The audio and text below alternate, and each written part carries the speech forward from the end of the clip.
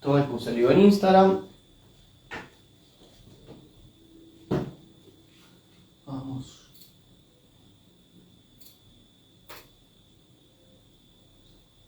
Con...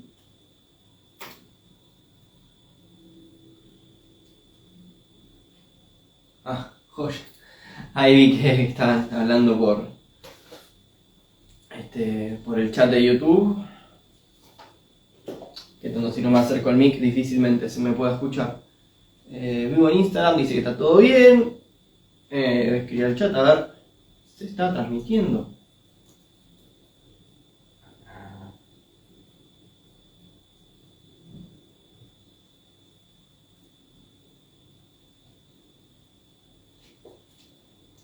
Acá me dice que sí, que vamos 37 segundos de transmisión. Bueno, joya. Voy a arrancar entonces. Bueno. Te dice que no se ve. Capaz por el propio delay de YouTube. Bueno, esperemos que se solucione. A ver si lo puedo ver. Así.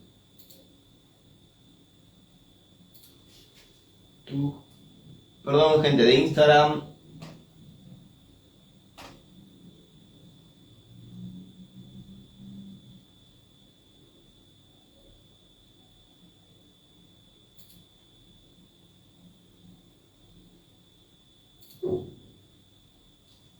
A ver ahora.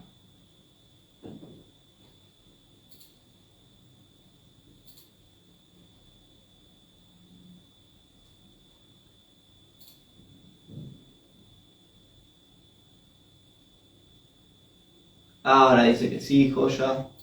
Excelente, muy bien, 10. Gracias ahí por bancar, si no ya me iba a poner a hablarle a nadie. A YouTube, bueno. En principio, mientras esperamos a que se vaya uniendo...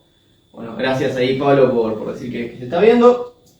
Encima, por lo que estoy viendo son dos interlocutores, tanto Alex como Pablo, que me parece que son imprescindibles para hoy. Porque me parece que a ustedes les va a interesar bastante este tema, en la pregunta por la técnica. Pero bueno, antes que nada, estoy acá comenzando esta charla, creo que es la tercera de este año, no me acuerdo, sí, creo que es la tercera. Esta vez voy a hablar de la pregunta por la técnica de Martin Heidegger. Es un ciclo de charlas que estoy haciendo, en general tienden a ser autoconclusivas, pero me estoy dando cuenta que muchas charlas se interrelacionan entre ellas. Esta vamos a ver que va a tener mucha relación con el malestar en la cultura de Freud. Así que bueno, espero que en Instagram se pueda escuchar bien. ¿Qué les iba a decir? Sí, eso, y que es una vez por mes. Por lo general los hago a fines de mes, a fin de cada mes, el último fin de semana del mes. Hago una charla, la temática a veces la comunico y la debatimos a ver qué charla hablar en cada mes, a veces la elijo yo. Esta por un lado me la propusieron, me dijeron, che, estaría bueno que hables de esto. Ahora voy a hablar por qué elegí este tema. Por otro lado, las estoy transmitiendo por Instagram, además de YouTube.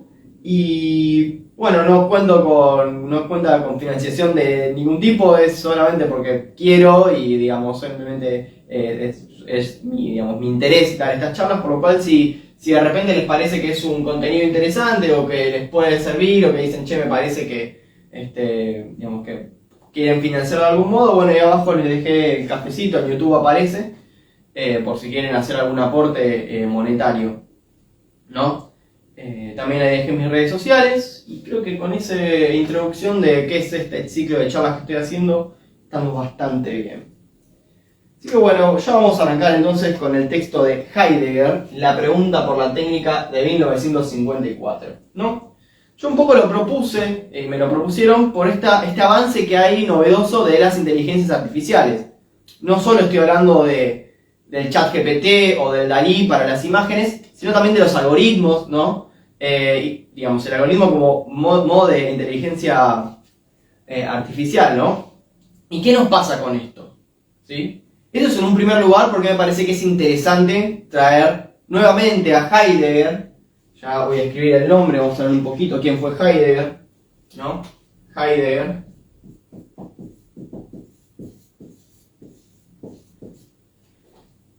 que nació en 1889 y falleció en 1976, ¿no?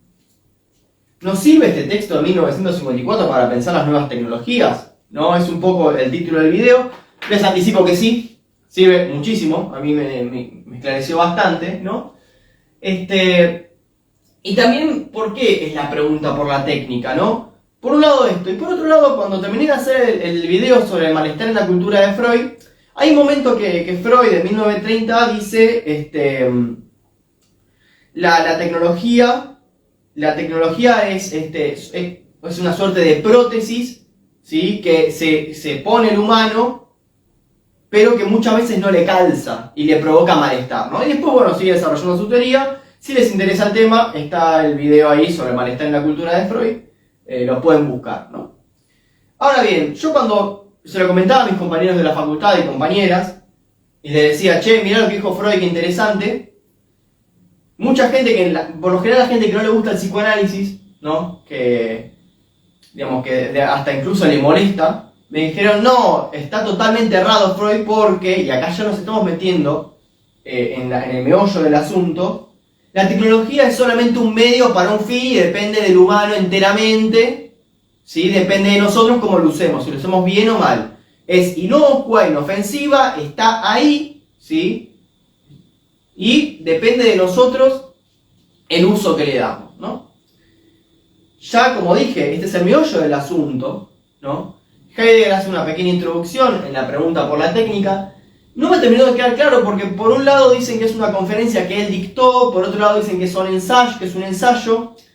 El punto es, ¿no? Que en 1954 a Heidegger dice, bueno, hagamos un ejercicio de pensar, ¿no? Pensemos la esencia de la técnica. ¿Qué es la esencia de la técnica? ¿Y por qué a Heidegger le importa esto, ¿no? Heidegger es un filósofo, mejor dicho, es el filósofo más importante del siglo XX. Digamos, no hay filósofo, incluso Lacan lo cita, Lacan es un psicoanalista, lo cita una banda en sus textos. No, casi no hay pensador que lo haya eludido, o sea, que lo haya esquivado, o que no lo haya citado, ya sea o bien para afirmar o refutar lo que dice, pero es casi imposible, post siglo XX, no citar a Heidegger. También se lo hace como una especie de competencia, no sé si existió tal competencia, entre quién fue más importante, Wittgenstein o Heidegger, pero en general son esos dos. Y, por lo menos en las lecturas que yo tengo, bueno, acá tengo la remera de Sartre, el Serie Nada de Sartre está totalmente inspirado en la obra magna de Heidegger, que es el Ser y Tiempo.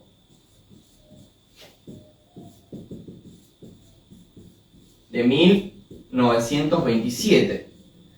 Ahora, esa es una pregunta bastante fácil, pero al mismo tiempo, así como es fácil esa pregunta, ¿sí? Es muy difícil de contestar.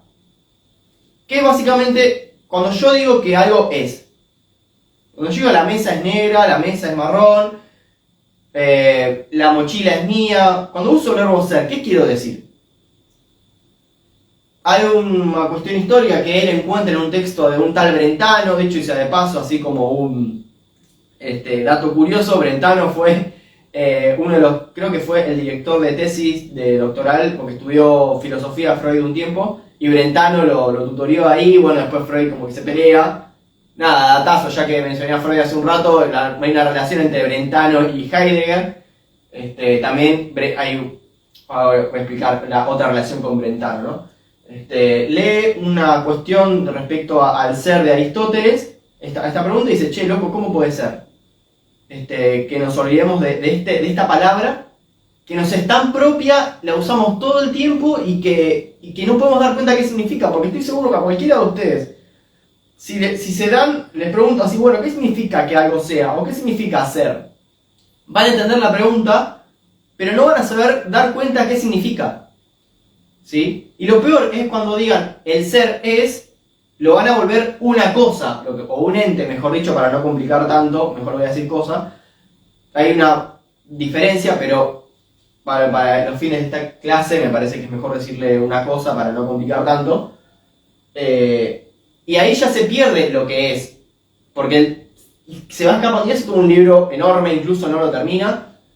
Y ahí arranca casi como su tarea filosófica, ¿no? Ahí arranca y casi todo, creo que toda su filosofía sí, está atravesada por esta pregunta, ¿no? Y llega a 1953, un año antes, y es una conferencia que se llama ¿Qué significa pensar? ¿No? ¿Por qué? Porque se da cuenta que rápidamente da por una clase entera de qué significa pensar, ¿no? Me parece que esta clase sobre la pregunta por la técnica va a abrir muchos tópicos, más que cerrarlos, así que si de repente les interesa que profundice en algo, me pueden dejar en la caja de comentarios, me escriben por privado y tienen mis redes sociales y puedo hacer un video exclusivo de esto, ¿no? En principio, ¿qué significa pensar? ¿No? 1953, ¿qué significa pensar? Significa pensar. Y dice algo así como, la ciencia no piensa. Imagínense una conferencia, un tipo que dice, la ciencia no piensa. Imagínate, el tipo dice, la ciencia no piensa, y todos le fueron al humo a decir, che, loco, ¿cómo es esto? Al año siguiente, ahora vamos a decir qué es esto de que la ciencia no piensa, hace el ensayo, la conferencia sobre la pregunta por la técnica, ¿no? ¿Qué hay una relación entre la ciencia y la técnica?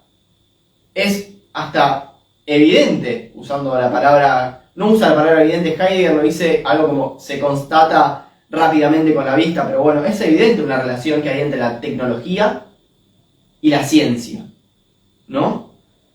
Más que nada de la ciencia moderna, ¿no? Usa mucho ejemplo de la represa hidroeléctrica, de los molinos de viento, ¿no?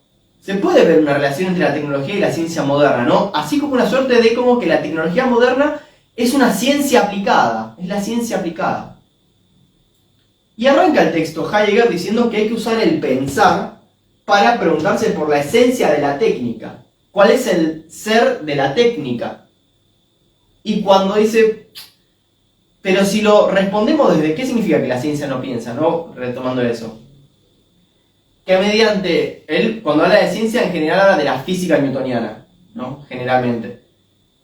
Que con los conceptos de la física newtoniana, según Heidegger, no podemos describir qué es la física, ni sus componentes, ni qué es la fuerza. A lo sumo la podemos definir con fórmulas, pero no nos dice nada de la esencia de la fuerza, de la esencia de la física.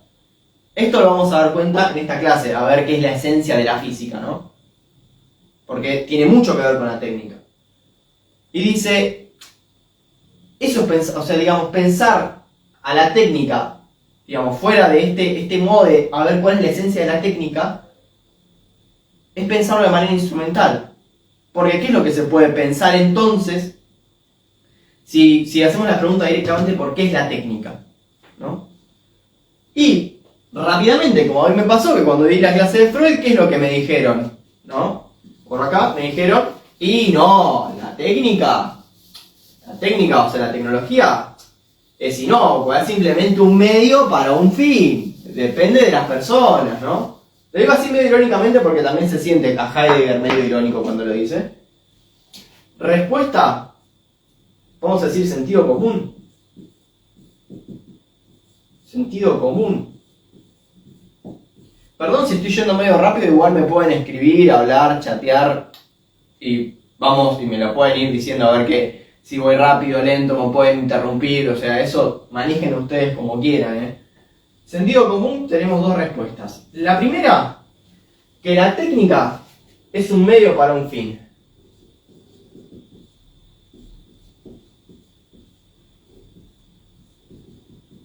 ¿No? Y la segunda, que es un hacer del humano.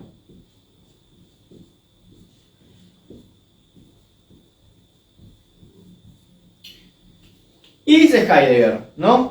Es un medio para un fin y un hacer del humano. Es correcto. A ver, no es que son tontos los que dicen esto, no es que están pensando mal.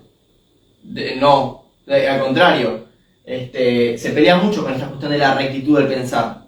Porque es lo que evidentemente se nos aparece a los ojos. A ver, esto como tecnología, este marcador, se me aparece como un medio para que yo pueda escribir en el pizarrón. Y también el escribir es un hacer humano, o sea, la técnica de escribir es un hacer humano, por lo cual no hay problema, o sea, es ese, chau, nos olvidamos, listo, dejamos el tema cerrado ahí.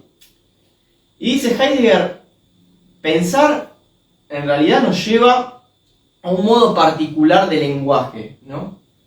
El pensar que propone Heidegger es preguntarse por la esencia de las cosas y ver qué pasa ahí, cuál es nuestra relación con eso. Porque aparte, si esto es una definición, dice Heidegger, del sentido común, instrumental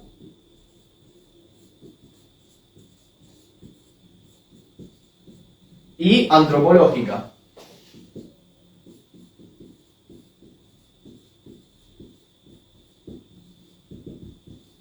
Porque antropológica porque es un hacer de un humano e instrumental porque es un medio para un fin. Pero, volviendo a esa frase media provocativa de Heidegger de la ciencia no piensa, ¿no? Si pensamos de manera instrumental y no nos preguntamos por la esencia de las cosas, al principio del texto dice Heidegger, va a ser difícil liberarnos. Preguntarnos por la esencia de las cosas también nos hace que nos demos cuenta cuál es nuestra relación con esa. Dice, si fuese instrumental, sigamos con el razonamiento que es instrumental. Depende entonces de las personas dominar la técnica y tratar de tenerla lo más a la mano, dice espiritualmente a la mano, usa la palabra como espiritualmente a la mano. Lo de lo a la mano, no a la mano también es un concepto de Heidegger, no voy a extenderme mucho a eso, dice en el puño en el texto, pero el concepto es lo a la mano, lo no a la mano, que es cómo se nos aparecen las cosas. Rápidamente, en los parágrafos 15 y 16 del Ser y Tiempo, que lo escribí acá, se pregunta por la relación que tenemos con las cosas. Y no es tan unidireccional como uno puede llegar a pensar. Las cosas también nos provocan a nosotros. O sea, este marcador se me parece a mí como escribir, o sea, como, si bien yo puedo escribir, pero también se me parece a mí como escribible, es como bidireccional, ¿no? Usa el concepto de mundo para eso, como es que el mundo también posibilita a las... Voy a también a otra salvedad porque no voy a meterme con el concepto de Dasein, como, voy a hacer una analogía entre Dasein y persona, pero sepan que son dos cosas distintas, simplemente porque en este texto aparece 2 veces la palabra Dasein y 1000 veces la palabra humano o persona, así que por hoy me voy a hacer esta licencia, pero sepan que son cosas distintas. El marcador se me aparece a mí como algo que puedo escribir y nada, y yo, bueno, lo uso. Y cuando lo voy usando, pum, me quedo sin tinta, ¿no? Digo, ay, pero me quedé sin tinta, entonces aprieto más fuerte el marcador y ay, ahora ya no me sirve para escribir, pero en algún punto este marcador se me sigue apareciendo como algo para escribir, simplemente que hay una diferencia ahí que no me deja escribir en el pizarrón. Y bueno, ahí trabaja el concepto de la premiosidad, la llamatividad, cómo es que nos llama la atención el marcador, che, loco, pero debería escribir, y cómo no nos damos cuenta que esos estadios previos al escribir, en este caso, que existen cuando todo funciona. ¿Y qué pasa cuando no funciona, no? Bueno, la técnica entonces, volviendo, hay que dominarla, agarrarla y tratar, digamos, que no se nos escape, y bueno, entonces la relación con la técnica es de dominio. Si es instrumental, entonces dominio. ¿No? Ahora, dice, si fuera, pensemos un rato que esto es correcto. Digo correcto y no verdad, ahora se van a dar cuenta por qué. Correcto. Pero ¿qué pasa con nuestro querer dominarla? ¿Por qué no ponemos el acento en nuestro querer dominarla y sí en el medio? ¿No? En esta cuestión de querer dominarla, digo, porque también está la cuestión dentro del chat GPT y demás, ya que arrancamos a hablar de las inteligencias artificiales, de cómo escribirle al chat GPT o al DALL-E para que nos haga el producto, ya sea un escrito o una imagen, que sea lo más fidedigna posible, y el cómo escribir, pero no nos preguntamos por qué esa necesidad de dominarla, y como medio y fin. Entonces se hace una pregunta más, ¿no? Algo tiene que ver con la causalidad de la tecnología, ¿no? La técnica. A ver, si lo pienso como un medio para un fin, en algún punto, gracias al marcador, yo puedo escribir en el pizarrón, por lo cual algo de las causas tiene que ver. el marcador con el pizarrón, o con el escribir, ¿no? En este caso concreto. Pero no usa el ejemplo del marcador, y voy a usar el ejemplo que usa Heidegger, que es más rarito, no sé, que es el ejemplo de el sacrificio y la copa, ¿no? Vamos al tema de la cuestión instrumental. ¿Cuál es esto? Sentido común. Entonces usa el ejemplo de la copa en un sacrificio. Para hablar de las causas, causa-efecto.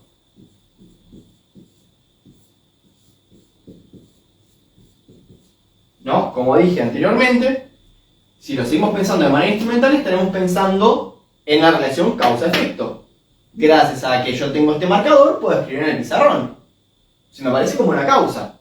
Ahora, nadie jamás hubiese pensado, ¿no? Porque pensamos en la causa-efecto. Usualmente, insisto, en el sentido común está instalado que la causa es anterior al efecto. Pero nunca se piensa en el efecto como forma de la causa, dice Heidegger, ¿no? Digamos, ¿qué onda con esto? Porque, a ver, vamos a ver qué dice Aristóteles, dice Heidegger, ¿no? Y cita Aristóteles, es bibliografía principal de Heidegger, casi está todo el tiempo citándolo a Aristóteles. Dice, Aristóteles sí propone que el efecto es parte de la causa. Y vamos a ver cómo. Para Aristóteles hay 4 modalidades de la causa. Está la causa formal. Retomo un poco. Yo estaba hablando de que Heidegger pone el ejemplo de la copa para un sacrificio. Vamos a poner la copita acá. Vamos a poner tipo un solcito para que sea así medio religioso, qué sé yo. La causa formal. La copa es una copa porque tiene forma de copa. Es la forma de la copa.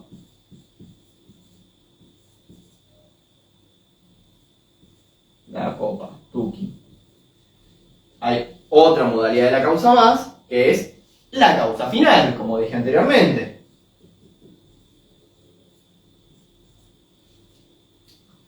Que es justamente el sacrificio. O sea, se produjo una copa porque se la requería por un sacrificio. O sea, ese es el ejemplo que usa Heidegger, la copa para un sacrificio. Es rarísimo, pero quería atenerme a los textos, ¿no? A ver qué nos dicen. Después está la causa material.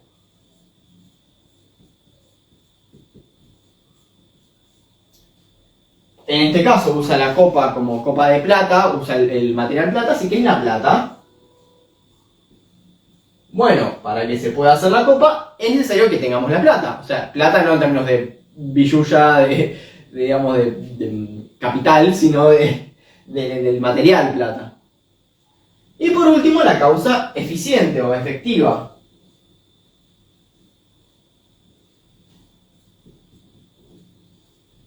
Que es básicamente el que produjo la copa, que es el platero, le pone. Por lo menos el traductor de este texto le pone el platero.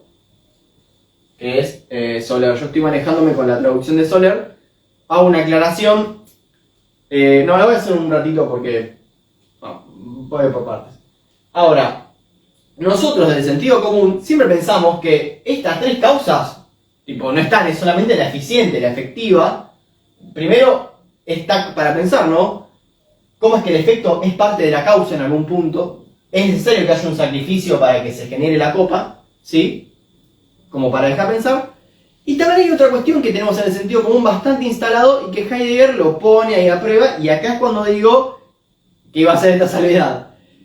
Heidegger y los traductores de Heidegger tienen la costumbre de usar palabras en griego y no traducirlas.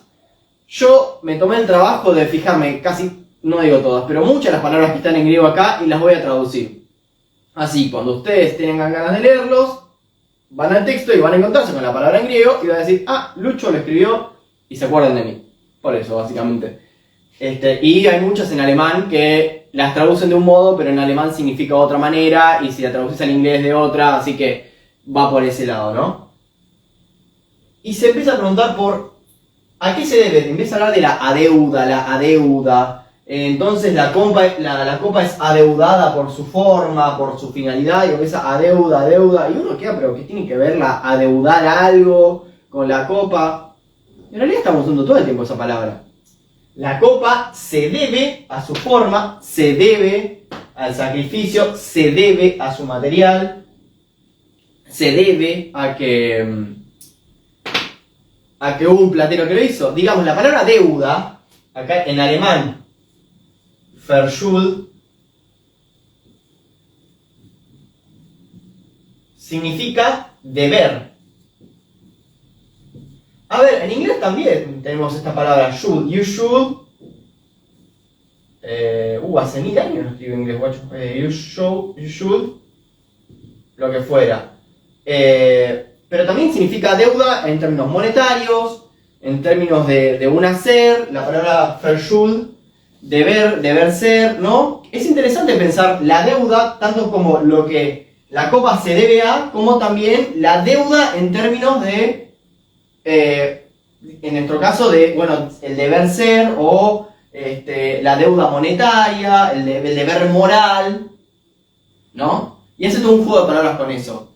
Y dice, vuelta, porque el chabón, otra cuestión que me sirve para entender a Heidegger, siempre que hable en latín, o hable de sentido común, sentido común le va a dar con un caño, siempre, porque en general el sentido común para Heidegger hace que nos olvidemos de nuestra apertura al ser, dice una cosa así, de que casi como actuamos en automático y hacemos lo que se dice que se haga, se piensa como se piensa, en realidad nadie piensa así, pero hay ya todo un armazón de significado y sentido que hace que ahí como que nos mandemos y nada, y como que sigamos reproduciendo verdades que no sabemos de dónde salieron. Por eso le va a dar con un caño de sentido común. Y también al latín, y ahora vamos a explicar por qué al latín. La deuda. Siempre la pensamos como falta, pero dice, nunca la pensamos como lo que es causante de, en términos de causa, ¿no? Y dice, para entender un poco mejor la causa, dice, vamos a citar a Platón. Vamos a citar a Platón a ver qué dice Platón respecto al producir la copa y a ver qué nos dice Platón, ¿no? Y se va ni más ni menos que al banquete de Platón, que yo hice un video al respecto. Claramente esta cita la pasé por alto, más ni me acordaba que estaba, ni sabía que estaba, o por lo menos no le di mucho énfasis. Ya les busco. Acá está, muy bien. La escribe en griego, por suerte abajo, o sea, él escribe todo un renglón en griego. Y abajo la traduce, por suerte, esto sí está traducido, así que bien. Dice, todo dar lugar a, o sea, todo lo que es cuestión de que se produzca la copa, todo da lugar a que lo que siempre va y procede desde lo no presente a lo presente, o sea, hacer que aparezca algo, es poético. Y usa la palabra poesía. Y esta vez, yo digo poesía, pero no la escribe. No dice poesía, dice poiesis, y la escribe en griego. Así como la primera palabra, en griego, poiesis. ¿Dónde estáis? Acá está, poiesis.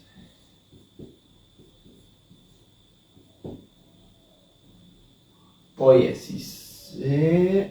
Acá, sí, así. Eso significa poesía.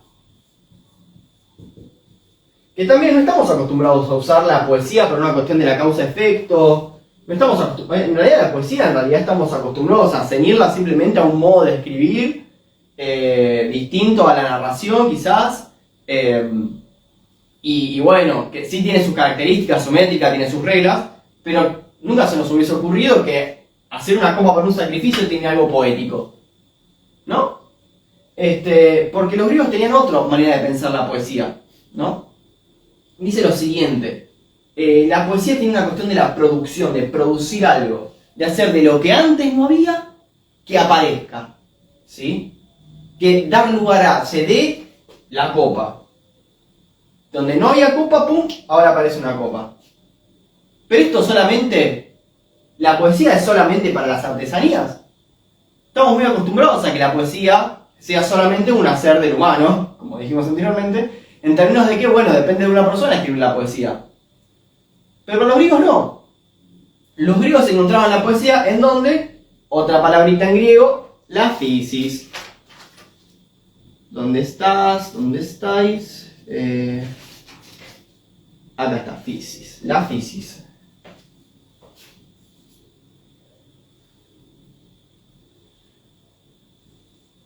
Perdón, tampoco sé escribir griego, estoy dando lo mejor como para que se pueda entender algo.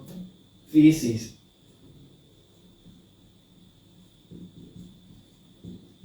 ¿Qué es la physis? No es ni más ni menos que la naturaleza. La naturaleza para los griegos, distinto a como la entendemos nosotros, significaba poesía también. ¿Por qué?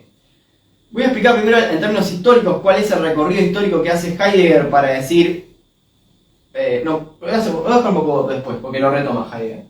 La physis para los griegos era poesía. ¿Por qué? Vos cuando ves en la naturaleza una flor, ves cómo la flor, si te tomás el tiempo, se produce y se genera ahí la planta que después deviene en flor... Mismo con los animales, hay toda una cuestión de movimiento vital, una vida, la physis en términos de vida, ¿no? De vida, esto es importante el concepto de vida, que donde antes no había, pum, se produce algo, ya sea en el nacimiento de un animalito, o en la producción de una flor, donde antes no había flor, pum, ahora hay flor, donde antes no estaba el animalito, pum, ahora está el animalito. Producir poético. Por lo cual la physis es más poético que la artesanía, dice Heidegger, ¿no?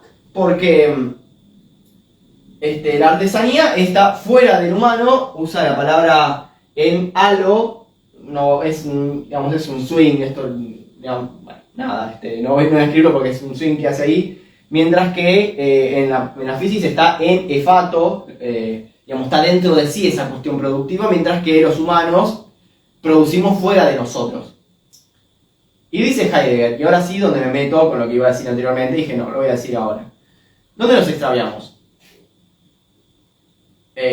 Lucho, me estás robando. Vos me dijiste que me ibas a hablar del problema de la técnica, no me ibas a hablar de la deuda, de la poesía, la physis, las causas. ¿Dónde nos extraviamos? Y es un doble sentido. En un punto porque arranqué hablando de la técnica y terminé hablando de la physis y cómo se producen las flores. Y por otro lado, ¿dónde nos extraemos? De primero pensar la physis de manera así como de cómo brota la naturaleza, a pensarlo en manera matemática, como la física, ¿no? ¿Dónde nos extraviamos?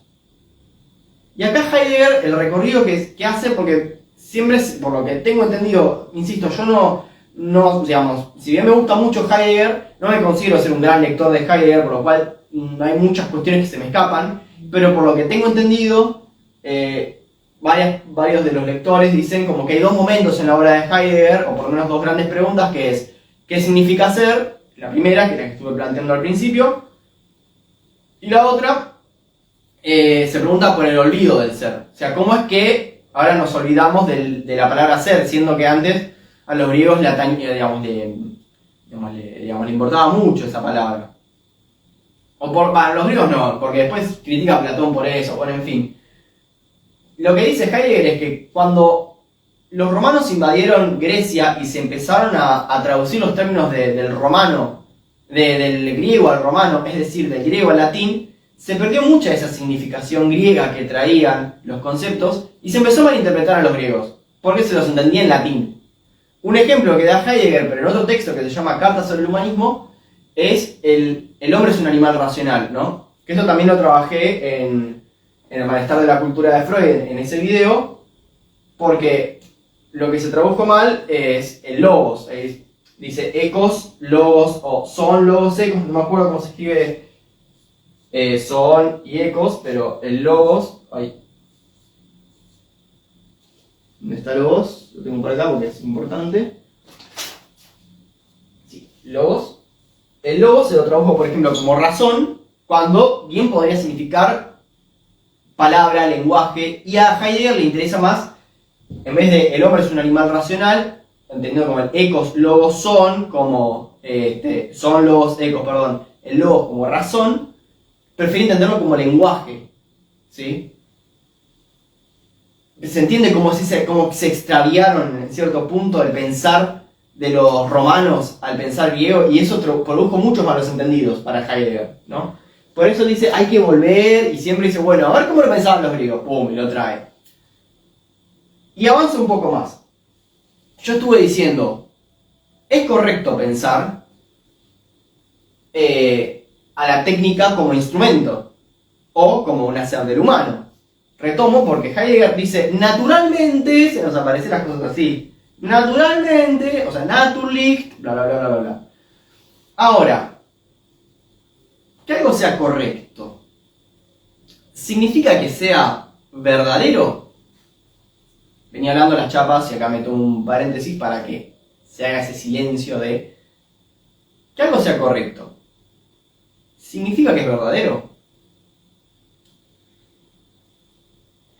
Heidegger dice no. No. En el Ser y Tiempo, esto lo voy borrando para empezar a hablar del concepto de verdad de Heidegger, que esto daría para otro video tranquilamente. El concepto de correcto es otra mala traducción de cuando se tradujo del griego al latín. Porque el concepto griego que estoy por escribir se lo tradujo como veritas, que es el concepto de verdad que conocemos. Es decir, correlacionar algo mental con... Ay, Olis. De hecho, vamos a ir a la ética, justamente. A la ética y a lo moral por eso. Olis, ahí apareciste. ¿Cómo? Ah, está recontra. No, entonces hay un poco de delay en lo que es Instagram en el vivo. Ah, sí, el Discord tiene otro delay. Te recomiendo cerrar el Instagram y quedarte acá, tipo, porque hay un pequeño delay. Pero bueno, ¿qué ibas a decir? No, pasa acá no se escucha directamente de Discord, no se escucha la clase. Ah, pues lo había silenciado. Bueno, buena cuestión ya que hice este parate. Estoy haciendo un Discord, va bastante de a poco, por si de repente quieren ser como Faco y me quieren comentar mientras que estoy charlando. Esto que estoy diciendo. Pero sí, hay como un pequeño delay entre YouTube e Instagram y bueno, en fin. Bueno, ahora voy a explicar el concepto de verdad, pero mientras, tipo, preparame esa pregunta. O sea, así termino de cerrar este concepto de verdad. Volviendo, dice... esta mala traducción del Veritas, romano, hizo que nos perdamos el concepto que había traído Parménides del concepto de verdad, ¿no? Que es ni más ni menos que el concepto de aletheia. Aletheia entendido como verdad, como desocultamiento.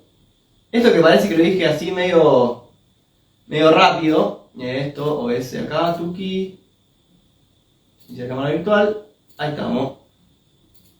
Ahí se debería ver flama, bien. La veritas, dijimos. Veritas en romano es la correlación de una representación mental, vamos a poner alguna idea para hacerlo más fácil para la escritura, con algo material, con lo real. ¿Sí? Pero para los griegos no tenía este significado. Para los griegos era otra cosa, que es la aletheia. ¿Dónde estás cuando te preciso? Aletheia. Acá estás.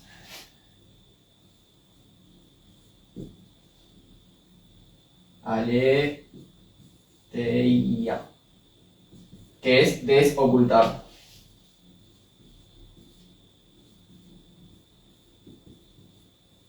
La verdad como desocultamiento.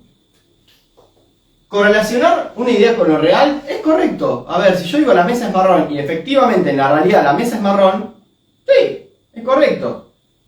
Pero me dice algo que sea marrón, algo de la mesa, más allá de su color. ¿Me dice algo de la esencia de la mesa, esa correlación entre la idea y lo real? ¿Me dice mi relación con la mesa? ¿Qué me dice de la mesa cuando digo que la mesa es real? Digo, a él le preocupa el problema de la verdad como aletheia, porque también el verbo ser se preocupa también por la verdad en algún punto. Porque cuando yo digo que algo es o que algo no es, quiero hablar de la verdad de eso que es o que no es. ¿Se entiende? Pero dice que los griegos tenían otro concepto, que es la aletheia, que es el desocultar. No es ni más ni menos que lo que venía diciendo de que algo que no estaba aparezca. En el caso de la copa, vos tenés que esta planchuela de plata y el platero, pum, va modificando y hace aparecer en la planchuela la copa y queda la copa ahí todo hermoso, divino, joya. Ahora sí, ¿qué ibas a decir, Joaco? Ahora que un poco terminé de cerrar el concepto de aletheia, que insisto, da para mucho más, es mucho más complejo, pero voy a hablar solamente de lo tocante a la pregunta por la técnica. No, que está bueno esto de bien conectar. Es lo que acabas de decir, esto de la mesa, esto de la copa, que sí, está bien, fue creada por una finalidad, pero que el platero lo haya hecho de cal y plata, sí, de hecho de otro material, Bueno, acá dijiste algo que yo me estaba olvidando, que Heidegger dice, el platero justamente es el quien reúne todas las causas. Que justamente es el platero el que en algún punto reúne todas las causas y pum, porque también como decís puede ser de otro material, puede ser de otra cosa, pero le da como cierta entidad al platero. Creo que a eso preguntabas. Claro. Ahí va. Sí, tal cual, como es esa. Pues también quería preguntar un esto que decías de no considerar real o que, bueno, a ver, que sea correcto no significa que sea real. Que sea verdadero. Quiero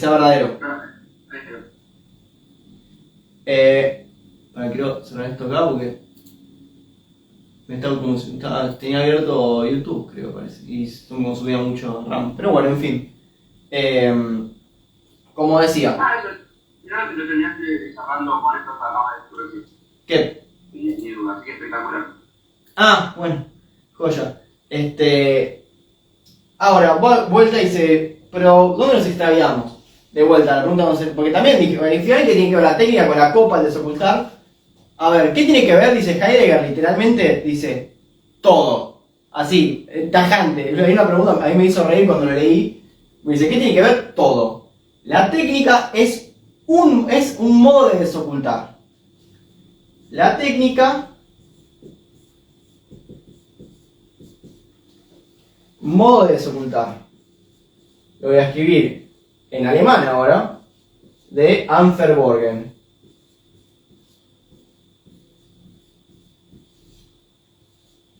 Anferborgen y aletheia para Heidegger es lo mismo. Así que eso, sépanlo. Es Anferborgen, desocultar, ¿no? Es un modo de desocultar. ¿Cómo lo pensaban los griegos? Se pregunta Heidegger. Bueno, primero está la palabra technikon, pero de technikon hace un swing y dice, voy a centrar en la palabra techne, ¿no? Que se escribe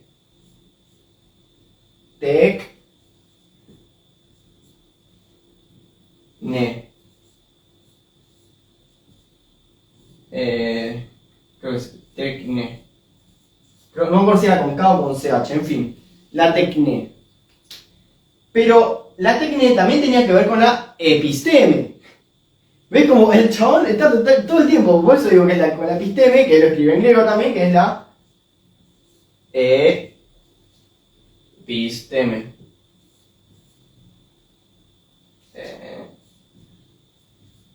Episteme.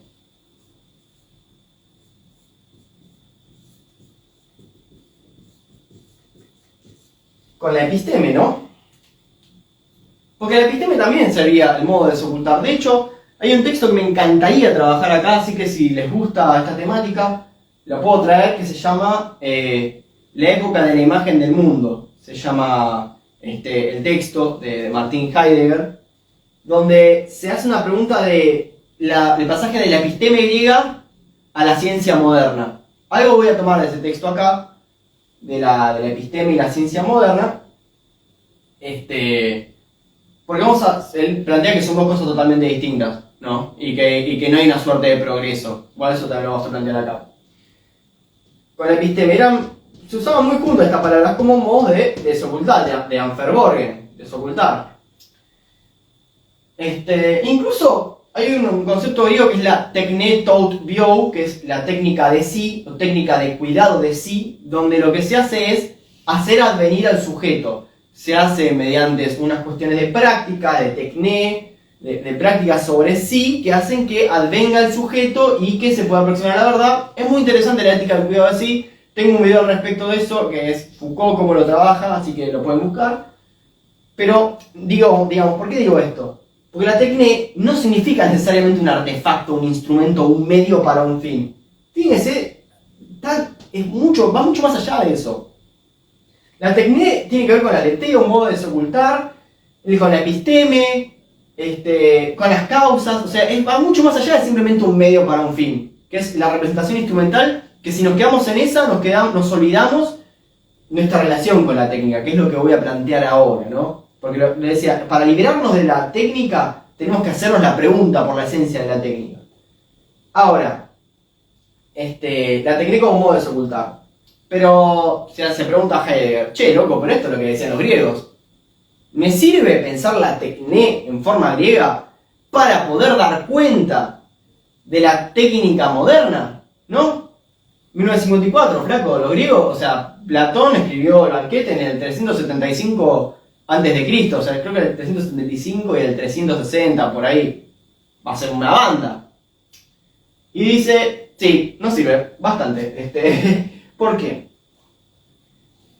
Si bien es correcto o es justo, usa la palabra, es justo o correcto decir que la técnica griega, o los artefactos antiguos, son distintos a la técnica moderna.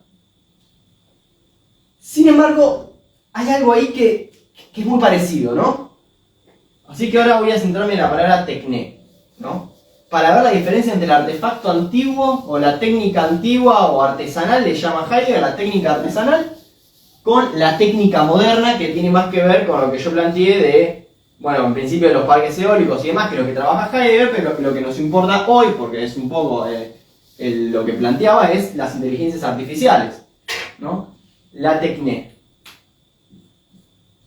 A ver si me acuerdo si era así. Se escribe así, ¿no? Qué grande. Me acuerdo. La tekné. Bien. La tekné, decía la diferencia entre técnica artesanal.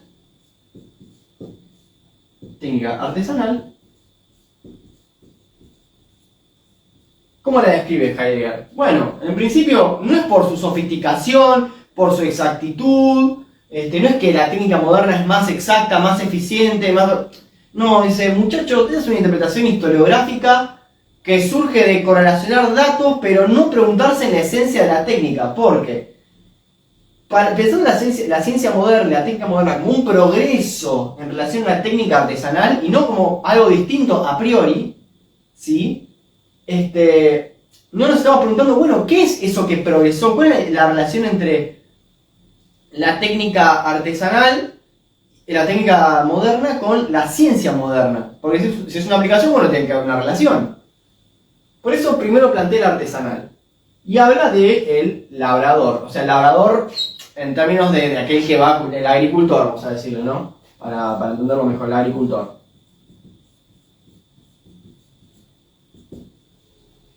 El agricultor. El tipo, o sea, es muy lindo como lo dice Heidegger, no creo que lo encuentre ahora rápidamente, pero el agricultor cuando siembra las semillas, a ver si lo encuentro, acá está, o no, bueno, no lo voy a encontrar así rápido, pero dice algo así como que deja a las semillas en su, así como a su suerte. El agricultor cuando siembra las semillas en la tierra, suponiendo que voy a hacer de cuenta que está la tierra, la tierra ahí para arar, acá están las semillitas, las deja a su suerte, las libera, y entonces le pega el sol, le pega la lluvia, qué sé yo, qué sé cuánto, pum, y sale la plantita. La plantita, qué linda la planta. La técnica por la cual esta técnica artesanal es también poética. Es también poética. Poiesis. Es también poética porque hace donde no había una plantita que aparezca la planta. La técnica moderna no hace esto. Esta también es desocultar, ¿no? Digamos, desocultar, poiesis. Ahora, la técnica moderna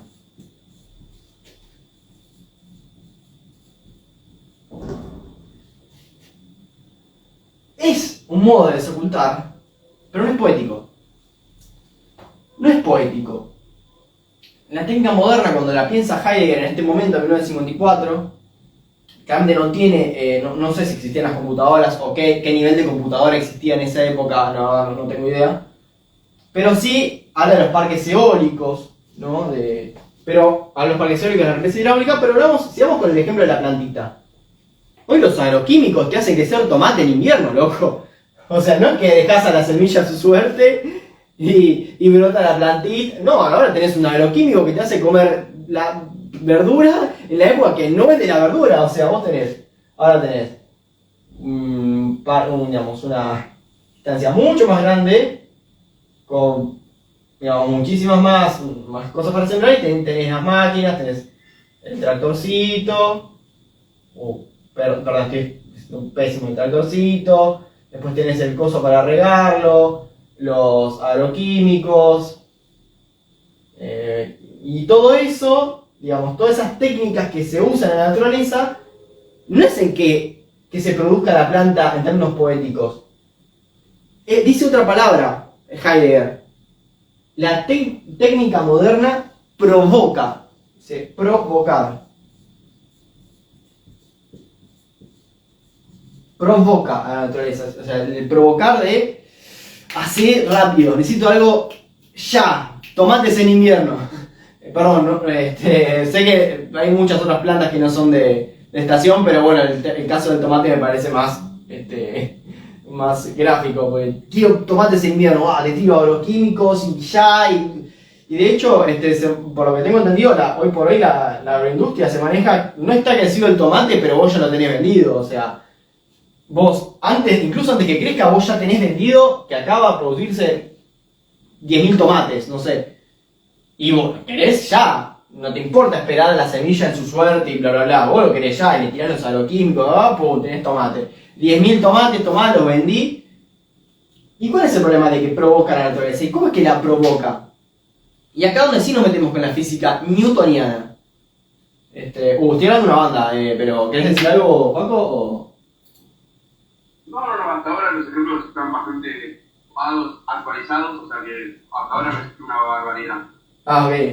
No, pero se me hace como que estoy hablando de una banda y capaz que no estoy dando mucho lugar a si querés decir algo. Pero bueno, igual vos sabés que puedes salir el micrófono cuando quieras y decir lo que se te parezca que pueda aportar. Pero bueno, dijimos que la técnica... ¿sí? Bueno, son cosas que hasta ahora va todo perfecto. Ok, ¿ya? Ahora sí vamos a la relación de la técnica moderna con la física newtoniana. Con la física newtoniana.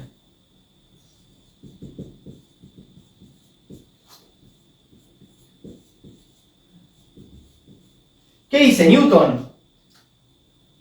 Eso, no necesita mucha... Ay, chota. Bueno, no necesita mucha, digamos, introducción. Newton es muy conocido.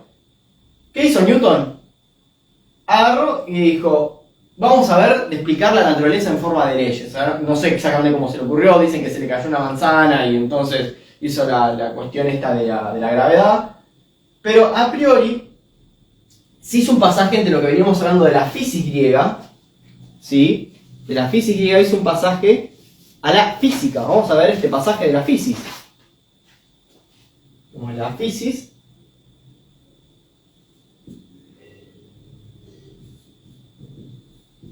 A la física. ¿Se acuerdan que yo dije que la física es vida también?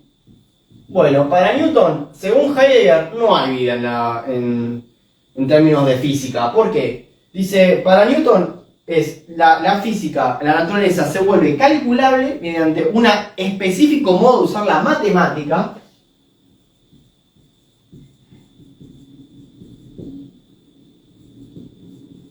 Y acá voy a servirme de lo que dice en la época de la imagen del mundo, un modo específico de usar la matemática para que se vuelva calculable, por lo cual ya la naturaleza no tiene esa cuestión espontánea de la vida, de que donde antes no había, pum, aparece una flor. Ahora puedes predecir cuando aparece una flor, o mejor dicho, en la física puedes predecir el movimiento de las cosas, o y en qué tiempo. A ver, yo ahora que tengo un mouse apoyado en la mesa, ¿no?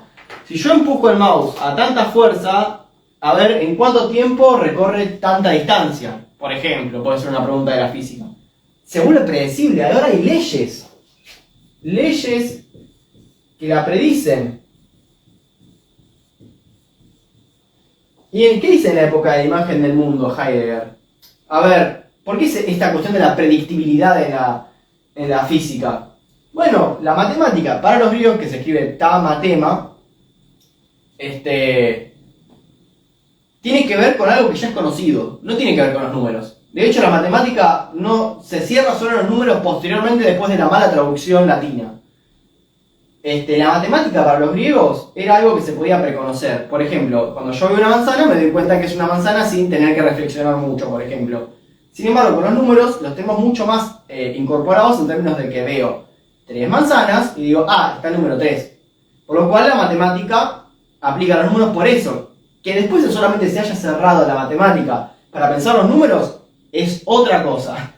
Y por eso uso un específico modo de matemática, porque mediante fórmulas puedes predecir las leyes de la naturaleza.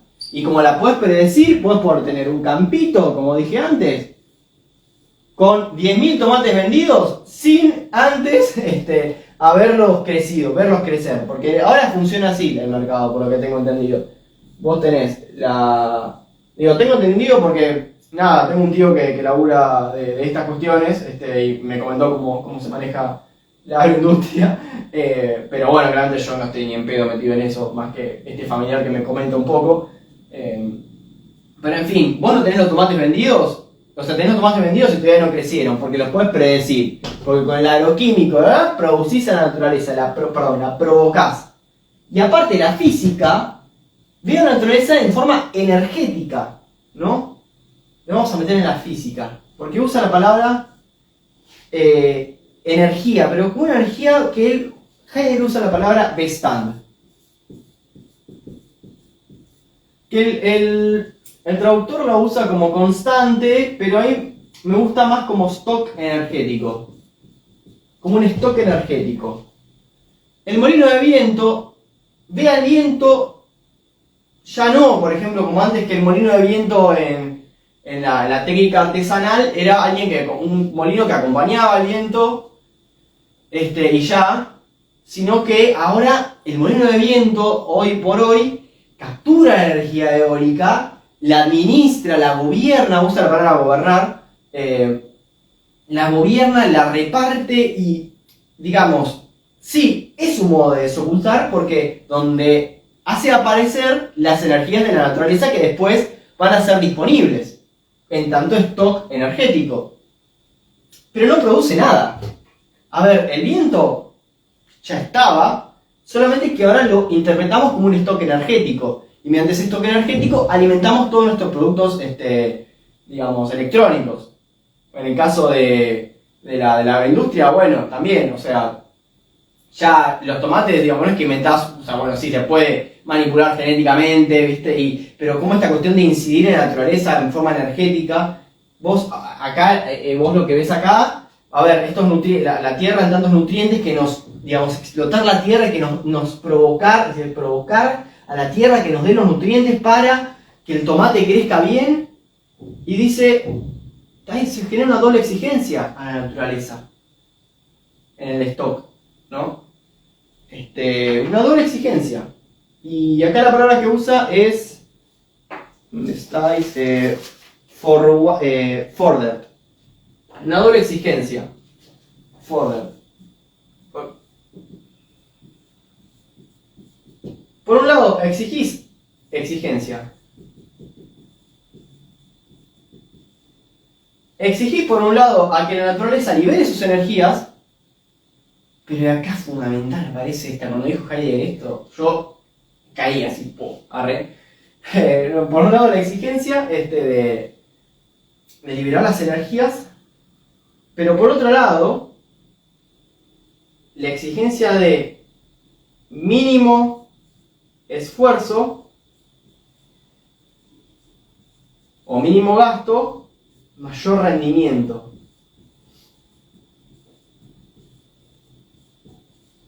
Mayor rendimiento. O sea, exigís también un rendimiento. El Vestan como stock energético también se lo puede usar como, piensen en forma de batería. Exigís el menor gasto, o sea, el menor gasto para el mayor ingreso, por así decirlo. ¿Y esto por qué se produce? Dice Heidegger. Y siempre repite, no es solo la técnica, no es solamente un instrumento, la técnica moderna no es un instrumento. Fíjense todo lo que hace la técnica moderna. No sé si Juanjo, ¿querés decir algo? O no sé, continúo. Estoy re verborrágico hoy. No, porque, a ver, no sé, con el ejemplo de tomates, ¿cómo se puede hacer para, con los agroquímicos, ya predecir más o menos la cantidad de tomates, de toneladas que puedes sacar por cosecha? Sí. Eso es algo que lo podemos llevar para atrás a lo que vos decías que los griegos no tenían esta posibilidad, no veían las matemáticas y la, ¿cómo se llama esto? Los recursos, decís. Pero digo, matemáticamente, no tenían los instrumentos más. En realidad no tenían, sí tenían quizás los instrumentos si tuvieran necesitado, lo hubieran pensado, como es que salieron todo lo que han los griegos, y bueno, justamente todos los avances científicos, justamente es tratar de responder una pregunta. A ver. Y cómo es que los conocimientos de los cuales vos estás hablando se pueden aplicar hoy en día pensados de manera diferente, porque podemos para traer esos conocimientos y esas preguntas al día de hoy. Si bien los griegos no podían meter un agroquímico para hacerlos, porque tomar en esa época, en ese lugar no existían, pero digo, no sé, trigo. Y sin embargo, lo que es la teoría, sí, es aplicada hoy en día, o puede ser aplicada de manera muy abstracta hoy en día. Por eso me parece fascinante. Claro, algo que decirlo de los griegos que no tenían, voy a hacer un señalamiento ahí, porque lo que dice Heidegger es que, por lo menos en el Ser y Tiempo, en el parágrafo 44 sobre la verdad, digamos, no es que la física newtoniana siempre fue verdadera, y que, digamos, solamente requería de un investigador que la haga aparecer. O sea, el tema de la verdad no tiene que ver tanto para Heidegger con que antes con que siempre estuvo y ahora aparece. De hecho, se usa mucho el concepto de científicos descubrieron, casi como desocultaron, para hablar sobre la tal cosa, ¿no? Se sigue usando esa palabra. Me parece como... Pero sin embargo, él lo que dice es que el modo de ver la naturaleza que tienen los griegos no era permeable a verla como un stock energético, como sí es permeable ahora con la física moderna, newtoniana. Y voy a poner el ahora con entre comillas, digamos, hay una matriz teórica, que él la señala en la física newtoniana moderna, que hace que podamos ver a la naturaleza como un stock energético y podamos incidir en ella como eso. Si nos retrotraemos a los griegos en tanto en física como vida, y no está ese stock energético. Lo piensan de otro modo. De hecho, dice, no es que la teoría de los cuerpos que flotan en Aristóteles es menos verdadera que la teoría de los cuerpos en Newton, porque son dos maneras de pensar distintas los cuerpos. Pero bueno, el tema de la verdad me parece que es un temazo, y si les interesa, puedo hacer un video respecto de eso, hablando simplemente solo y enseñándome solo hablando de la verdad. Pero también es verdad que bueno, los griegos hay ciertos recursos que no tenían hay ciertos recursos que no tenían, y se conecta con la esencia de la técnica. ¿Por qué digo que hay recursos? ¿Qué? No, que quería llegar a que algo que hablaste de la carta del humanismo. Sí, la carta del humanismo, sí, sí, sí. Sí, justamente que cada vez que hay cambios tan grandes de conceptos y de frías, se habla en ciertos libros, digamos. Creo que si no me equivoco, en la carta del humanismo justamente habla de un cambio o una revolución copernicana. Sí. Cuando habla de cambio de paradigma, sí, si no me equivoco, en la carta del humanismo justamente habla de revoluciones copernicanas, es decir, cambios de ideas, cambios de paradigmas, y justamente una de las razones se llama copernicana, porque en su momento cuando Copérnico dijo, che, mirá, digamos, los astros no viajan alrededor de la Tierra, sería en la época, digamos, ptolomeica. Sí. En ese momento a Copérnico le dijeron, hermano, ¿qué tal? Claro. Contra la iglesia, contra todo lo que se sabe, ¿qué tal diciendo, hermano? Entonces, todo este tipo de cambios, en algunos ambientes se llaman revoluciones copernicanas, es justamente una de las cosas que leí en la carta del humanismo que me parece tan interesante, porque ahora nos podemos aplicar a esto de... Tal cual, es que... En ese momento tenían ciertas cosas, pero sin embargo, si bien no es lo mismo pensar la época ptolomeica con el geocentrismo, Copérnico con el heliocentrismo, y hoy en día, con el tema de la energía, que en ese momento no hablaban, ¿no? Sí. Y sin embargo, lo podemos relacionar, por más que sean cambios de paradigma enormes. Es que, como decís, es gracias a que existe un paradigma de ese modo, es que después se puede hacer un ejercicio de eso. Como podemos pensar a la naturaleza en formas energéticas, es que disponemos de ella como un stock energético y bla bla bla. Que antes los griegos no. Pero sí, es verdad que esa revolución copernicana respecto a ese modo de ver al humano como racional, que después Heidegger dice tiene más que ver con el lenguaje, da un modo también después de hacer una práctica de eso. Pero ahora voy a continuar con esto de la esencia de la técnica respecto al STEL. ¿Por qué? Porque dice mucho, pone a la naturaleza a trabajar, pone, STEL. Y dice, ¿cómo puede ser que nos bombardeen? Porque como dije antes, la Bestand,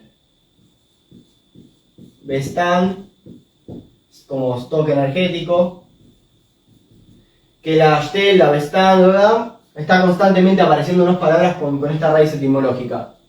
Y dice, y porque la esencia de la técnica moderna,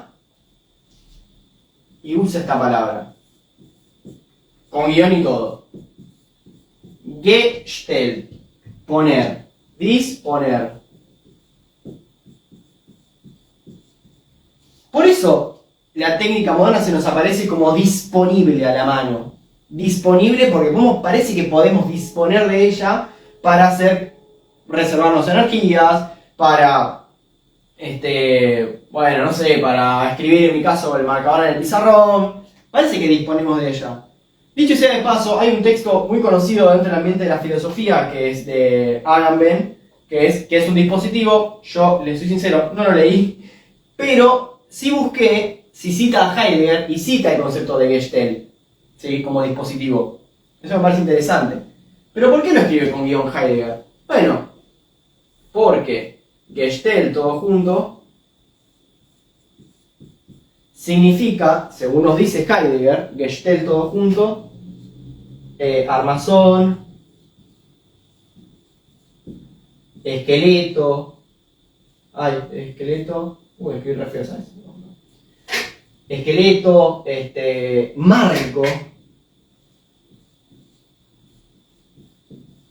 marco. Y dice, voy a usar un nuevo término. Vamos a descomponer el Gestell para ver cómo es que este dispositivo se nos vuelve un marco. ¿Sí? Y acá volvemos a traer lo que vos aportabas, Joaco, el tema de que, bueno, de esta revolución de cómo es que cambio de paradigma hace que hagamos las cosas de otra manera. Porque lo que hace la Gestell es enmarcar. ¿Sí?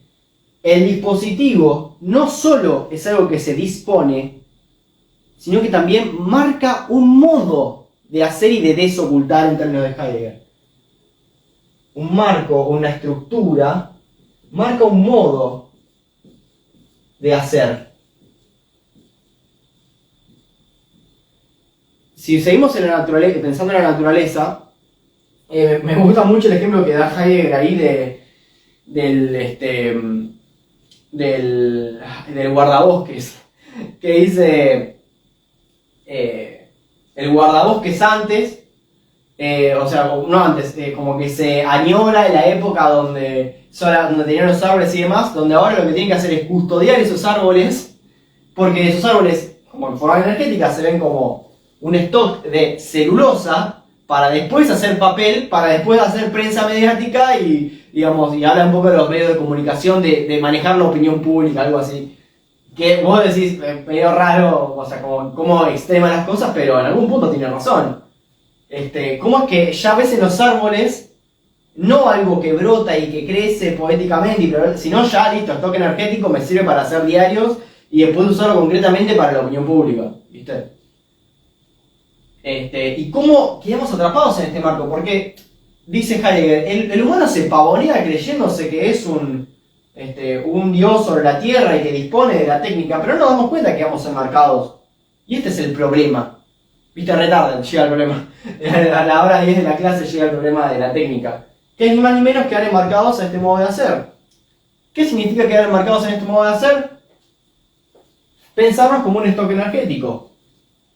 No por nada se usa el concepto de recurso humano. No por nada se piensa el humano como un recurso a ser explotado para generar una verdad, para producir energía. Digamos, la técnica, o sea, vos tenés la represa hidráulica ahí, pero necesitas del humano que la opere, necesitas del humano como recurso para operar esa represa hidráulica del guardabosque para que cuide el bosque, ¿sí? Lo necesitas para producir esa energía que después va a ser acumulada, que después va a ser almacenada.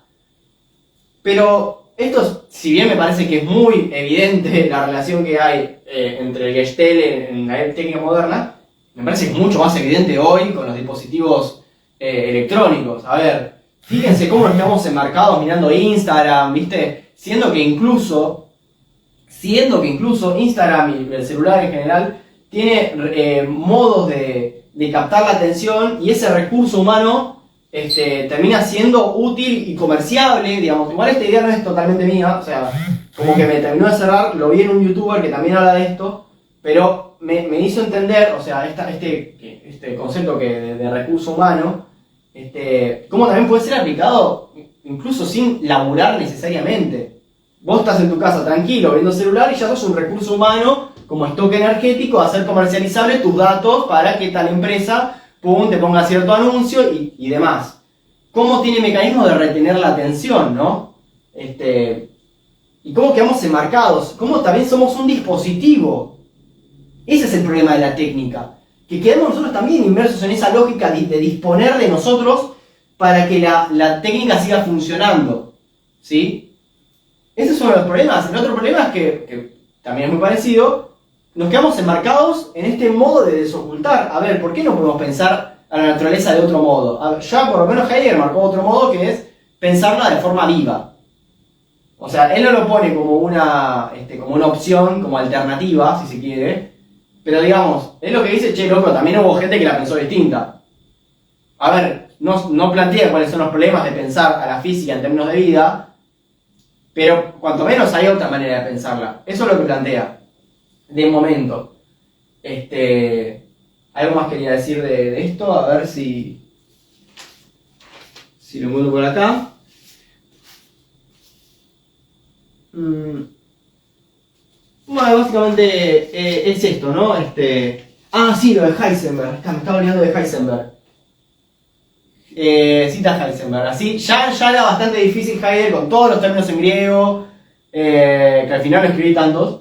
Con todos los términos en griego, con todas las palabras en alemán específicas, todas las que encima cita Heisenberg. O sea, perdón, yo no conozco, o sea, yo de Heisenberg sé poco y nada, o sea, conozco lo mínimo indispensable y menos de lo que cita Heidegger acá, porque dice, la física, cuando surgió la revolución esta de newtoniana, Después, yo me acuerdo cuando vi en el pensamiento científico a Auguste Comte, se pensaba hacer una física social, o sea, aplicar el método de la física para la sociedad y así generar una ciencia social, digamos, a raíz de la ciencia física, que nos permite predecir, que nos permite administrar con estadística y a eso aplicarlo a la sociedad, digamos.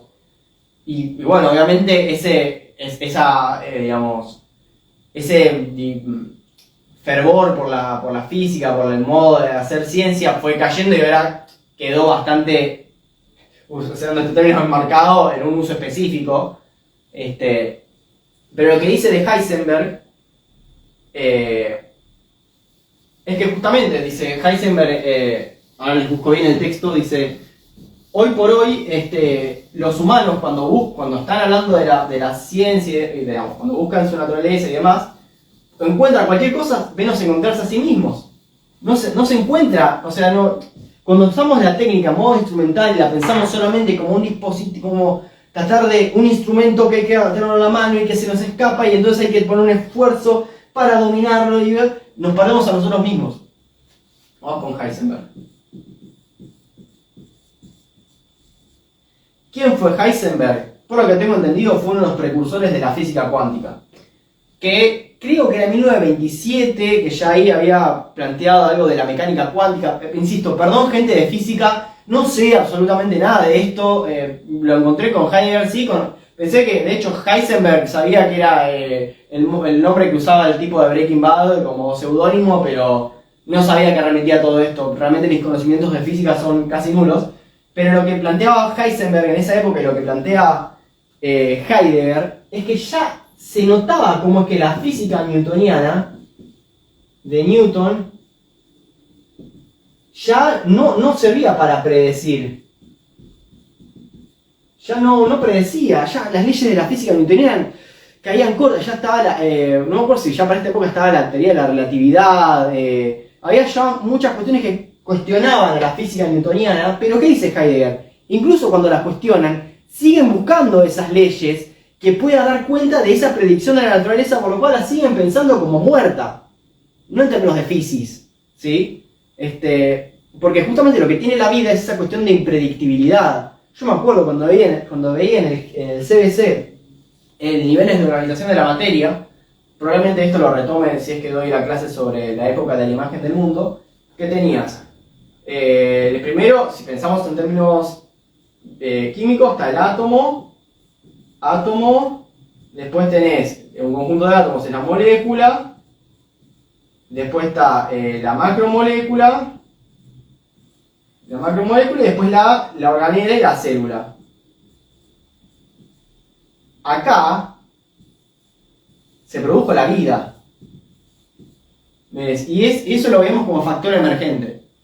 La vida como factor emergente. Como del átomo a la molécula, de la macromolécula y después a la célula, en este salto está la vida y no podemos dar cuenta cómo surgió esto. Es un factor emergente, emergió, pum, apareció.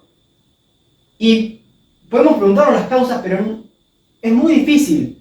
Por lo que tengo entendido, insisto, no sé mucho de química, me acuerdo de esto, casi que no sé de química ni de física, pero por lo que tengo entendido, y después hay otros autores que lo hablan, Merleau-Ponty, por ejemplo, Heidegger también lo menciona, esto del cuerpo como vivo, cuerpo como muerto, esta cuestión de la vida, qué es esto del cuerpo como vivo, el cuerpo como muerto, bla, bla, bla. Con los métodos de la física newtoniana no podemos dar cuenta de la vida. Y por lo que entiendo que dice Heidegger, tampoco con estas revoluciones que hubo posteriores. Igual tengo entendido que hoy ya la física no es ni a palos la física newtoniana, se sirven de los conocimientos. Yo me acuerdo de cuando tuve que leer a Morán del paradigma de la complejidad. Bueno, es un quilombo eso, no me quiero meter mucho en eso, simplemente quería señalar cómo es que la física newtoniana, la crítica de Heisenberg respecto a la física newtoniana, que dice que cada vez está más relegada y que buscando dentro de la física newtoniana lo que se pierde es el factor humano. El humano no se encuentra a sí mismo, no se encuentra lo humano,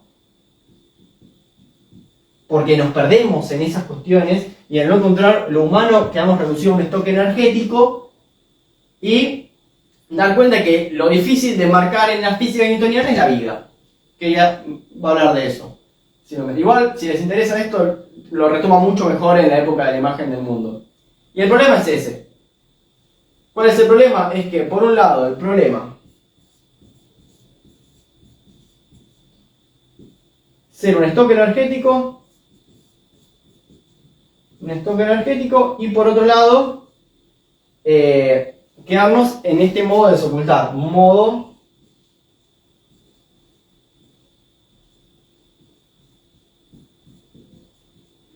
de desocultar, que también lo llama destino. Yo no sé si acá la palabra destino lo usa porque, como es predictible la física newtoniana en términos de cálculos, se puede trazar un destino entre el movimiento del cuerpo y a qué velocidad lo va a hacer, con tanta fuerza y demás. Y también un modo de que, si la seguimos pensando así, nos vamos a quedar acá. Y bueno, después propone acá dice, cito un poema de Hölderlin, que dice: donde está el peligro está la salvación. Les voy a decir con una mano en el corazón y con toda honestidad, la verdad me costó un montón entender qué quería decir Heidegger con salvación. Pero me quedé mucho más tranquilo cuando empecé a buscar en internet, tipo, che, ¿qué onda esto de la salvación? Y uno de los papers que leí decía: queda confusa la salvación en Heidegger, así que dije, bueno. Pero igual, de ser sincero, no lo terminé de entender. Lo que entendí de la salvación, del peligro como salvador, donde la frase es: donde está el peligro, brota la salvación, concretamente. Acá hacia el final. Ahí está. Pero donde hay peligro, que es también lo salvador. ¿No? Nada. Es esto de que pensarla. ¿Qué? ¿Me ibas a decir algo? Sí, no, perdón que te importe, pero... No, está bien, necesito lo que quieras. Es interesante e importante mencionar que todo esto de lo que estamos hablando de átomos, moléculas, cómo pensar las matemáticas aplicándolas a la física, me parece bastante importante, sobre todo para las rectas. No ha estado, solo ha tenido, no sé, un poco de química en la secundaria o un poco de física en la secundaria. Todo esto no es más que una imaginación, un modelo de lo que realmente, es decir, es la manera que nosotros tenemos para lograr entender todo esto y de lo abstracto tratamos de darle una forma. Y ahí es donde caemos en estos modelos. Y el otro día, creo que el fin de semana pasado, el anterior, vino un físico que es un divulgador científico, Pani, que es Santa Blaya, justamente mencionaba que estos modelos siempre pueden ser,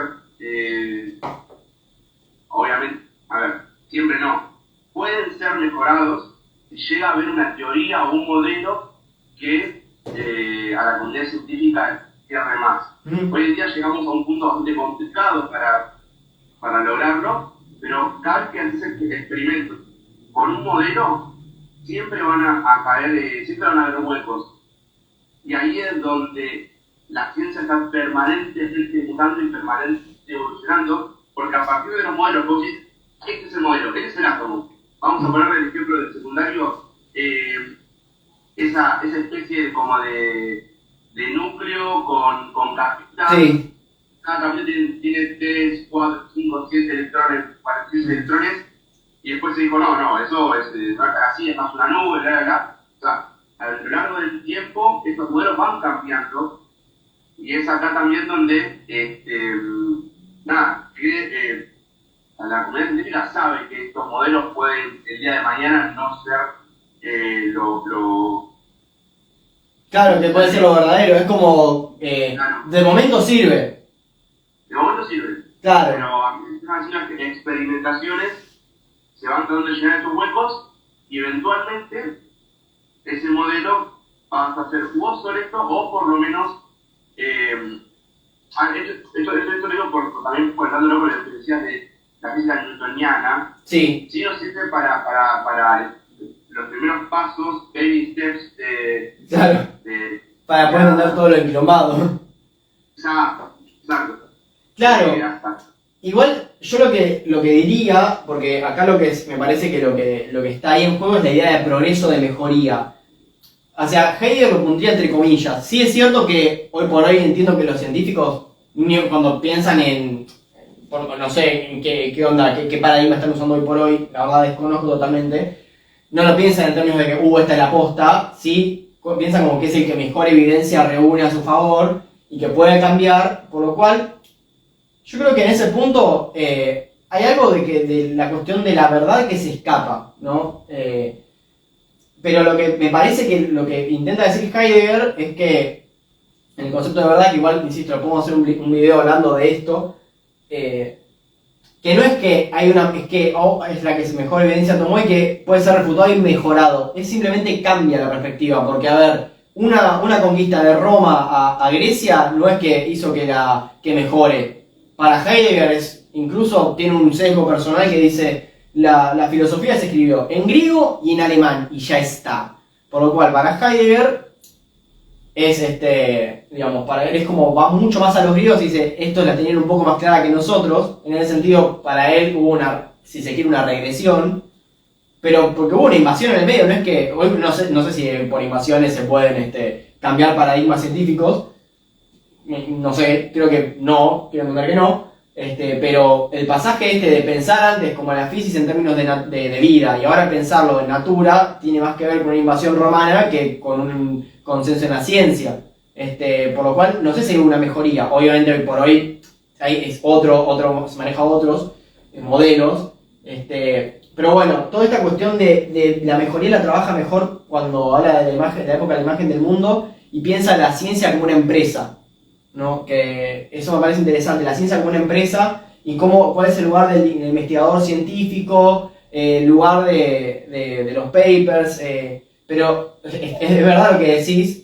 Yo lo que le pondría el acento ahí como pregunta es si es una mejoría o no. Le pondría como dejarlo abierto y lo discutimos como en otra, porque o si querés después de la charla podemos seguir discutiendo, pero eso es como que quede esa pregunta abierta, porque después Heidegger le va a dar con un caño, o por lo menos los argumentos que va a usar él, a ver si nos cierran o no. Pero eso lo dejaría para otro video.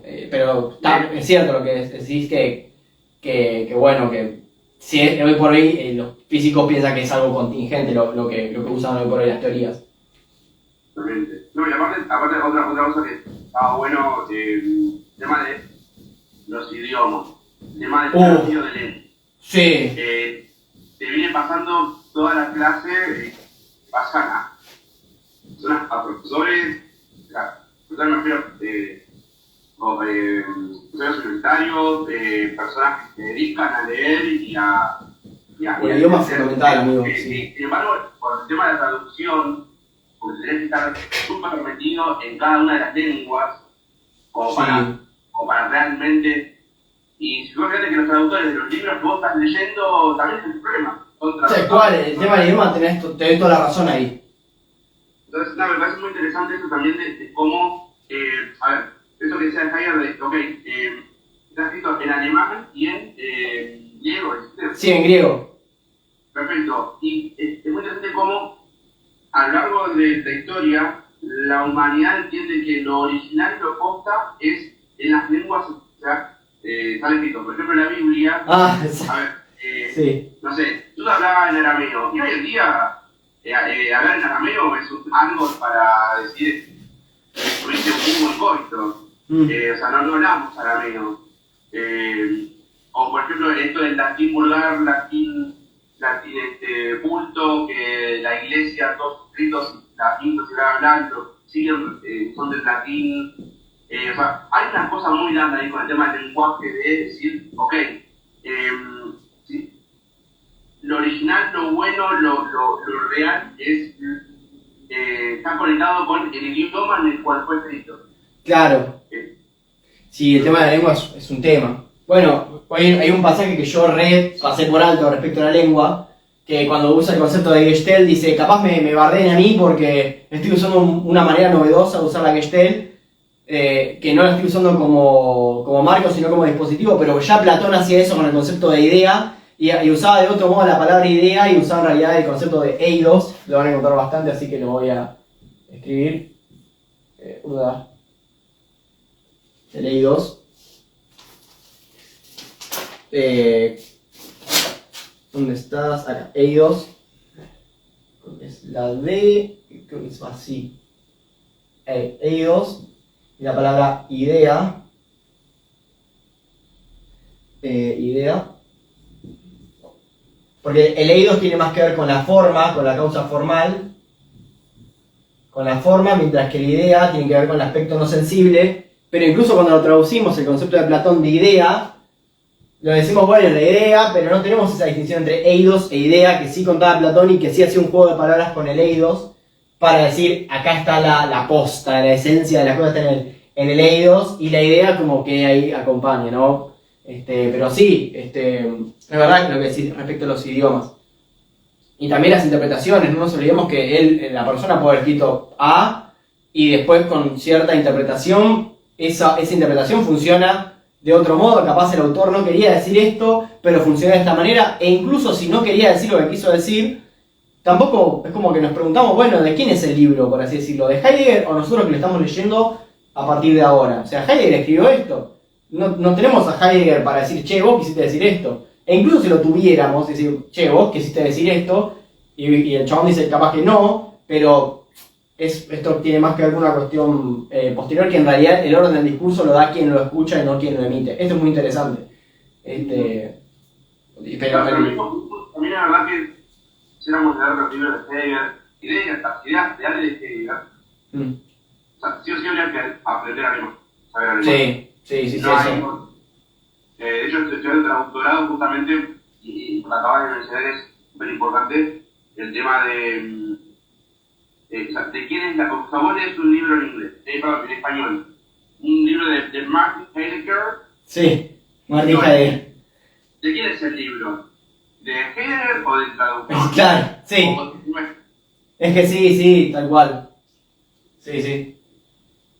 Claro, eso, me pareció interesante eso también mencionar eso, porque es algo que vení como haciendo pequeñas paréntesis con eso, el tema del griego, con el tema del alemán, y como, o sea, la realidad es esa, la realidad es que en parte tienen razón de que, bueno, los libros, los reales, y es verdad que son aquellos que son en la lengua de las que fueron escritos, pero porque todas las traducciones son interpretaciones. Entonces, ojo de bronca da, porque vos decís, che, yo estoy leyendo la Biblia. Por ejemplo, un libro. Yo te digo Biblia como libro. ¿No? Sí, entiendo. Sí, aparte la Biblia tiene eso que no está escrito con vocales, entonces como que puedes interpretar un montón de cosas. Pues andá a chequearlo con... Sí, andá a chequear tal cual. No. Pues nada, eso. Si bien da un poco de bronca, la realidad es esa, que las traducciones no son más que meras interpretaciones, y ni siquiera de una sociedad, sino de un solo individuo. Claro. Entonces, por eso al principio de toda la clase, vos dijiste que vos habías leído Heidegger, traducido por Soler, ¿puede ser? Sí, Soler, François Soler. No, François no, Francisco, nada, lo tiré en cualquier idioma. Francisco. Sí. Entonces, el punto es, obviamente que está traducido a partir del libro de Heidegger, pero hay una pregunta curiosa, que desde que arranqué a estudiar de traducciones, como es una paja, pero en la realidad, es la realidad que vos decís, hasta qué punto es Heidegger hablando y hasta qué punto es... Y para algo está el tema de las traducciones críticas y demás. Para cerrar, después si querés nos quedamos charlando, pero quería meterme con el tema de la IA, ahora que recorrimos bien el texto de Heidegger y llegamos hasta acá. ¿Qué lugar para la inteligencia artificial en todo lo que estuvimos diciendo? Haciendo un mini resumen, la inteligencia artificial, vamos a ponerle ChatGPT, DALL-E, ¿no? En tanto, hoy el ChatGPT, esto ya excede Heidegger 1954, la inteligencia artificial ni se lo intuía, no tengo idea qué pensaba, por lo cual esto es una interpretación mía, que la podemos discutir, pero me parece que el tema de la pregunta por la técnica y el tema de la salvación que plantea Heidegger, que yo dije que no la había terminado de entender, pero básicamente remite a que hacernos la pregunta por la esencia de la técnica, haría darnos cuenta cuál es nuestra relación con la técnica, en este caso, nuestra relación en tanto Gestalt, de dispuestos y disponibles para la técnica, provocados a provocar a la naturaleza, usa Heidegger.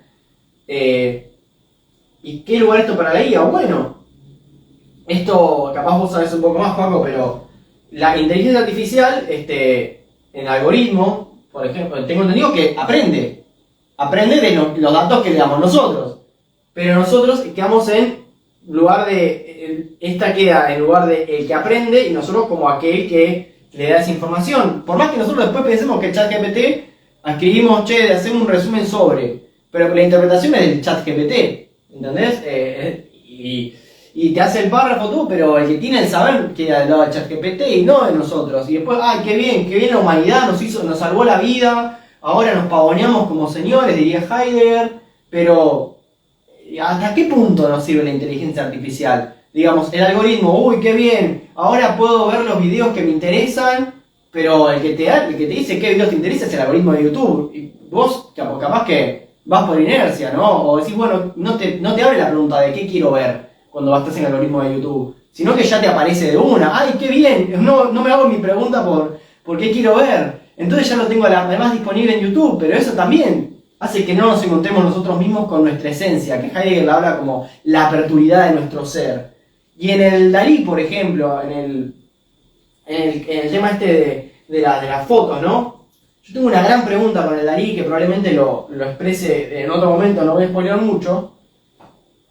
Con el texto, con el cuadro de las meninas de Velázquez, ¿no? Ay, qué lástima no lo descargué porque lo podíamos remostrar acá. Bueno, mientras lo voy a descargar, mientras que hablo de las meninas de Velázquez. Foucault, en Las palabras y las cosas, arranca hablando de las meninas de Velázquez. Que bueno, es un cuadro donde se muestran tres niñas y en el fondo un retrato de dos reyes y como se retrata el mismo Velázquez dibujando a los reyes, ¿no? Y dice Foucault algo así como, meninas,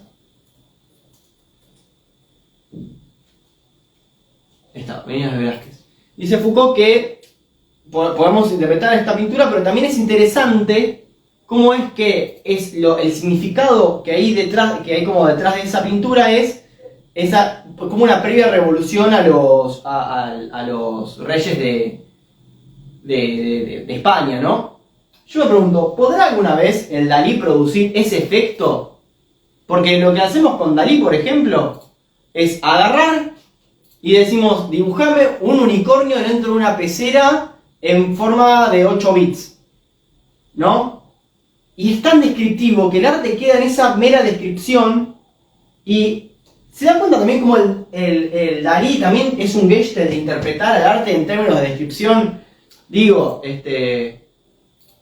¿cómo es que queda también enmarcado en ese modo de desocultar cuando pensamos en el Dalí? Y sin embargo, en las meninas de Velázquez les puedes dar una interpretación mucho más allá de simplemente el desocultar. Esa es una pregunta que no la tengo todavía tan clara. ¿Cómo? No, digamos, una inteligencia artificial, como pongamos el ejemplo que conocemos la mayoría de ChatGPT, sí, no dicta mucho, yo diría hasta prácticamente nada en cómo se te hace a un bebé, cómo se te hace un ser humano. Ah, sí. Si bien las maneras diferentes, porque tenés que dar ceros y unos a una inteligencia artificial, lo que haces es enseñarle.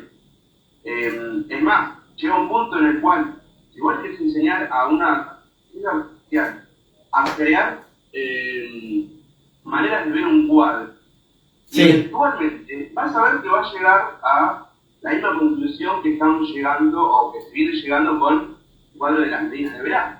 Es solamente una cuestión de tiempo y de qué es lo que vos le querés enchufar o enseñar a sí, ahí está, las meninas de Velázquez, la encontré.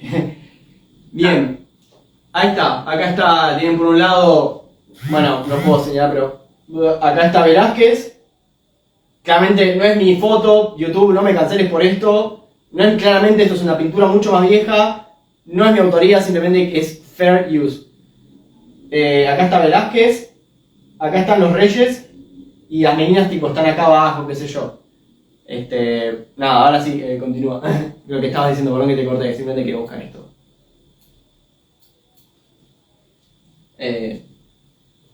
Eso. Bueno.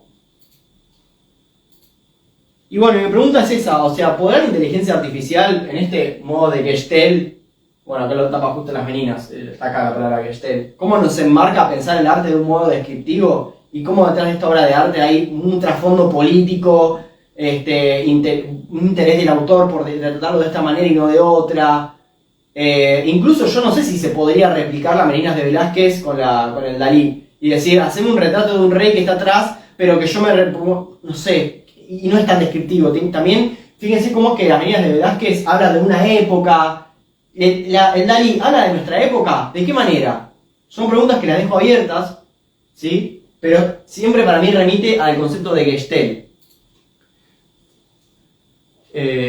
No quiero eliminar las meninas, quiero traer para atrás. Al concepto de Gestalt, ¿no? Y por último, ya para finalizar, lo pensaba poner más al principio, pero me olvidé, pero me interesaba también para problematizar un poco el tema de lo dispuesto y demás. Este texto de Cortázar, ¿sí?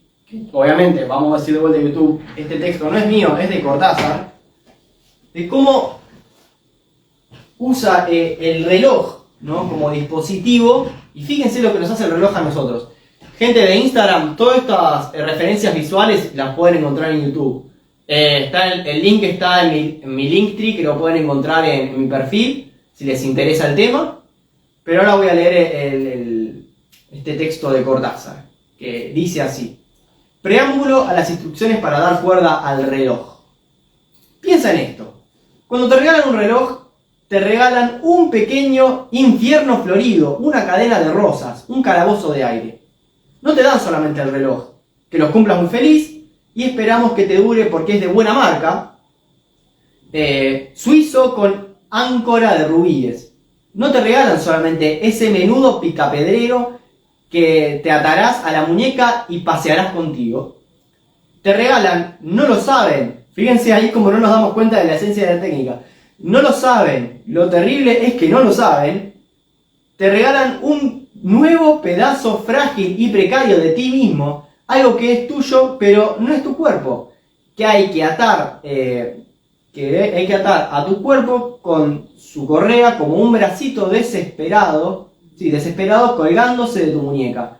Te regalan la necesidad de darle cuerda todos los días, la obligación de darle cuerda para que siga siendo un reloj. Te regalan la obsesión de atender a la hora exacta en las vitrinas de las joyerías, en el anuncio por la radio, en el servicio telefónico. Te regalan el miedo de perderlo, de que te lo roben, de que se te caiga el suelo y se rompa. Te regalan su marca y la seguridad de que es una marca mejor que las otras. Te regalan la tendencia a comparar tu reloj con los demás relojes. No te regalan un reloj, tú eres el regalado. A ti te ofrecen en el cumpleaños del reloj, ¿sí? A ti te ofrecen como ese Gestalt dispositivo o stand del reloj. Me parece que este texto de Cortázar, por lo menos, vuelve a refutar la cuestión de que no es simplemente un medio para un fin, la técnica tiene un trasfondo mucho más. Y dejo abierta la pregunta y ya con esto termino, para que no sea muy tarde, no sea muy largo, mejor dicho. Esta cuestión de la eficiencia, la efectividad, la eficacia, con la que hablaba Heidegger, de que terminamos viendo el mundo de manera eficaz, eficiente, ¿no? Que es un modo del enmarcar, del Gestalt. Saco Cortázar por aquí. A ver. No, por aquí toqué. No quiero. No. ¿Qué corre? No quiero correr. Esta cuestión de la eficacia y la efectividad, ¿no? Que habla Heidegger, que también quedamos enmarcados en ese modo de percibir el mundo. Fíjense hoy, por ejemplo, ¿no? Que estamos también enmarcados en ver un numerito. Fíjense el éxito, por ejemplo, en Instagram. se mide respecto a la cantidad de seguidores, ¿no? Se mide respecto a un número, y no hay una reflexión detrás de ese número, porque estamos tan pendientes de pensar en manera eficacia y eficiencia, eficiencia,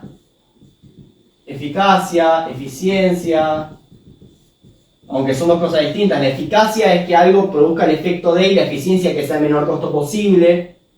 En términos numéricos, por ejemplo, si tenés 4.000 seguidores, te siguen más personas que si tenés 700, y no hay crítica respecto a los números, porque tenemos esa preconcepción de que los números, pensamos la rigurosidad en forma de exactitud, ¿no? Y que no hay una reflexión respecto de, bueno, capaz que esa persona hace un contenido más favorable para el algoritmo y por eso tiene esa cantidad de seguidores, que quizás otro que hace otro contenido que no tiene nada que ver.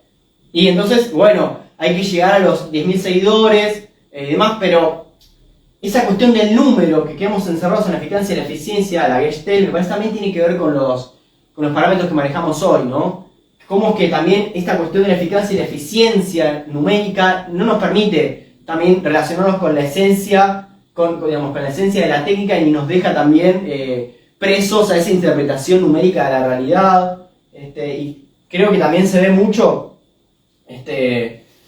bueno, no me quería meter con esto, pero piensa en cualquier tipo de discusión mediática respecto de números. Porque acá el número es tal y acá el número es otro, entonces es peor, es mejor.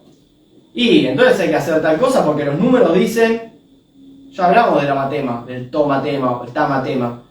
O sea, los científicos justamente, pues los números también te dan una cierta, se piensa que tienen cierta garantía, porque nos olvidamos que el matema tiene que ver algo más con el tamatema para los griegos, una preconcepción, algo que ya tenemos de antemano. Y se termina pensando en la rigurosidad en términos de exactitud, y la exactitud en relación a correlación del exacto con lo verdadero. Digo, me acuerdo, ¿sí? para no hablar de cosas que pasan hoy, algo que pasaba en Chile. Chile tiene una mejor economía que Argentina porque el PBI es tanto y el PBI de Argentina es tal. Y a los pocos meses estalló los carabineros, guerra civil, y ¿qué pasó ahí? ¿Qué pasó con ese éxito que decían los números en términos de eficacia y eficiencia? Si no nos podemos preguntar por la esencia de la técnica y seguimos pensando en numeritos y que el numerito tiene algún tipo de exactitud, rigurosidad, estamos perdidos, o sea, nos perdemos a nosotros mismos, como decía Heisenberg. No nos encontramos a nosotros mismos en los números, ¿no? Iba a decir algo más.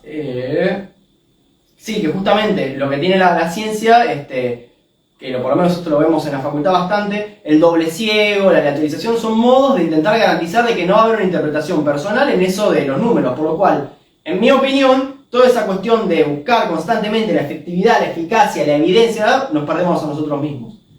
Mi problema no es tanto, o sea, ahí ya digo mi tema, con la ciencia está todo bien, o sea, yo no es que voy a criticar a la ciencia, de hecho Heidegger tampoco, cuando después le hace una entrevista acá, no es que dice, me malinterpretaron, no es que estoy en contra de la técnica. Y dice, no es que para mí, y eso lo dice acá, no es que la técnica es tipo Terminator, que nos va a dominar y... No. Cuando dice Heidegger, cuando yo digo que la ciencia no piensa, es que con los modelos de la física no podemos pensar los conceptos de la física. Es necesario de la filosofía, de que la física se agarre de la filosofía para explicar sus conceptos, ¿no? Y me parece que algo vale en relación a la eficacia, la eficiencia y los números, de que si no tenemos una reflexión, un pensar sobre eso, podemos comernos esos versos de que, como pasó en Chile hace un tiempo, de mirá, el PBI es mejor que el de Latinoamérica, y al poco tiempo tienen estalla una revolución ahí, que una revolución nada que ver. Estalla ahí un conflicto con los carabineros, y al final, ¿qué pasó con eso que decían que estaba bueno en Chile?